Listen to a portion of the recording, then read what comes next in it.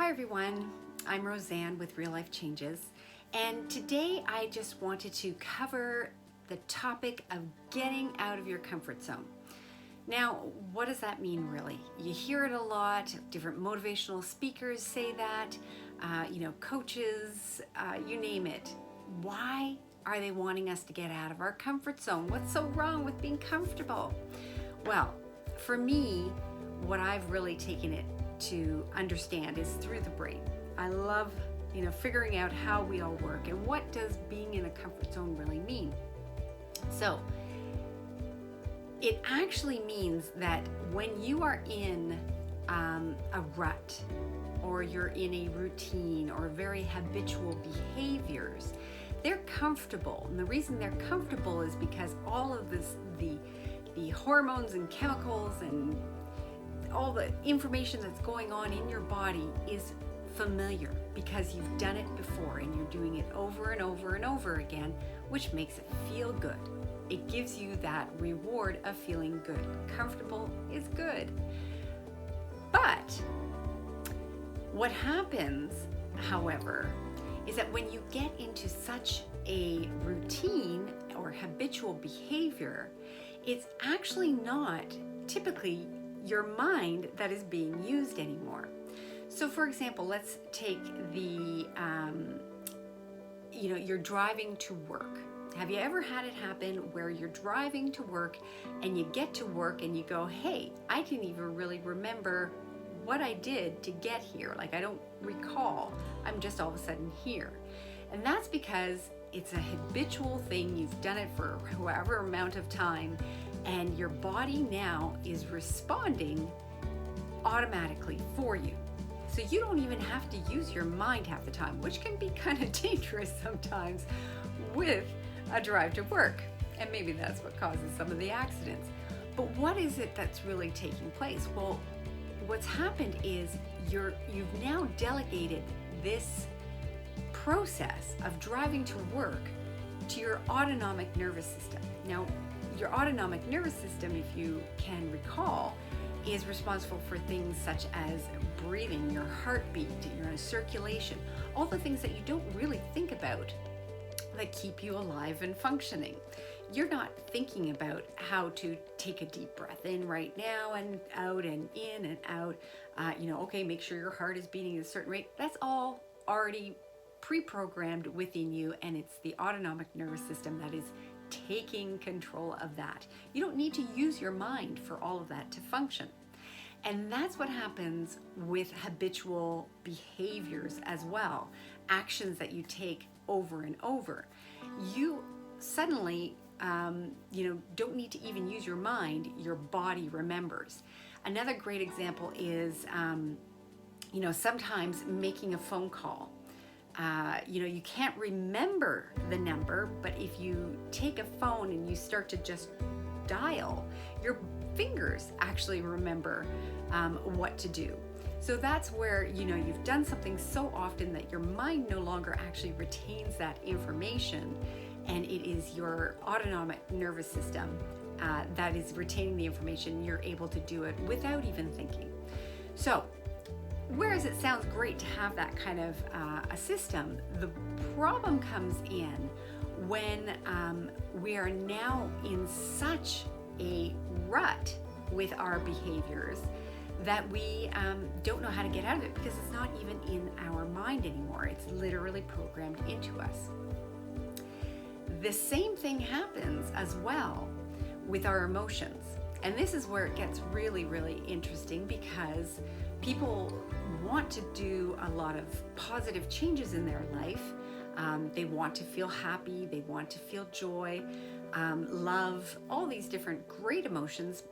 And yet when they do positive thinking, exercises, things like that, it doesn't work. And they're like, well, this, positive affirmations aren't working for me. Well, probably the issue is that your emotions that you are trying to think positively out of have actually now moved into the autonomic nervous system as well, and you are just automatically living in the past without even thinking about it. So this brings me to the point is when you are in this habitual pattern of either actions, behaviors, or emotions, what happens is you are actually not living in the present moment because you're not even using your mind. You are in the past. The autonomic nervous system functions on past memories, basically. It memorizes what it needs to do and it does it. And so if you were to want to have a better emotional response to situations that you encounter, but your autonomic nervous system has memorized an emotional response that is opposite of what you want, then you're going to actually just automatically go into that without being able to break that habit. So sometimes it's going to take more than just positive thinking. And this is where it comes to my tip. Really, it's time to get out of your comfort zone. And sometimes some of the easiest things to do to just start jostling yourself out of that behavior is to do small little things that are different from your day-to-day. If you notice that, for example, when I was walking my dog every morning, for a while there, it was just a lot better to do a certain route because of there were bugs. I live up in the country, so there was bugs more in the certain forested route, and so the street route was better. And I got into a real kind of rut. And then I realized it's actually a lot nicer now. I should be going back in the forest because that's what I prefer. And so one day I started out automatically, without even realizing, I started walking on the street again. And that's not the route I had decided earlier that I wanted to do. But again, it had become such a habit that I made that, directional decision already with my body. My body just went that way. So as I was walking along and I realized, hey, this wasn't what I had decided to do, but I'm not going to turn around and go backwards because would make my walk that much longer and I had other things to do. When I got to a certain fork of the road, I could go right or left.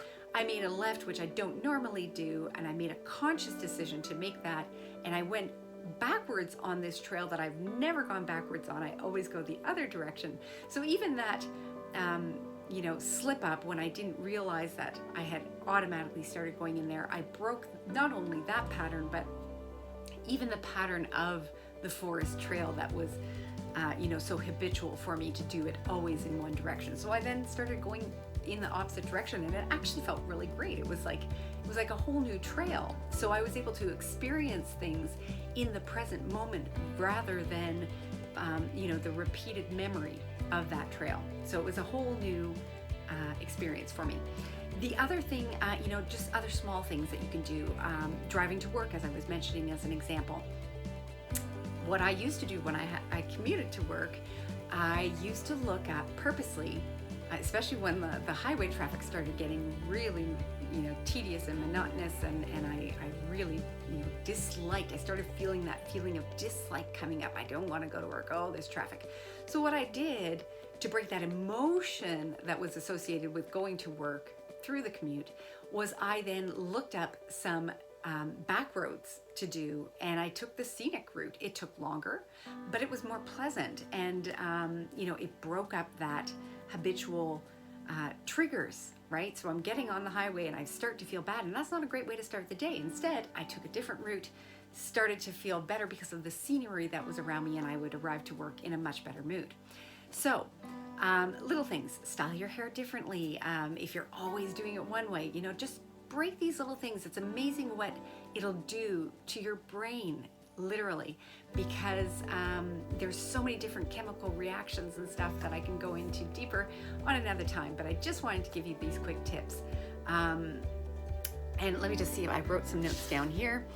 And especially with your emotions. So if you are noticing that you are having very specific emotional triggers and reactions that are habitual, as I mentioned, driving to work, I started to notice, I'm always starting to feel this dread and yuck, and I didn't like that feeling. So you start making note of where you're having these habitual emotions, and write them down and see how you can shift those, just as I did, by taking a physical change, because that changing the drive in was a complete shift for my emotions as well. So really the main points here are you can be a powerful creator of your present moment instead of being a victim of your past experiences. So that's kind of the bigger concept in this nutshell here, that we want to, get out of your comfort zone so that you can create the present moment experiences and not just simply be on that automatic pilot mode. All right, I hope this helps you out, and I will talk to you next week.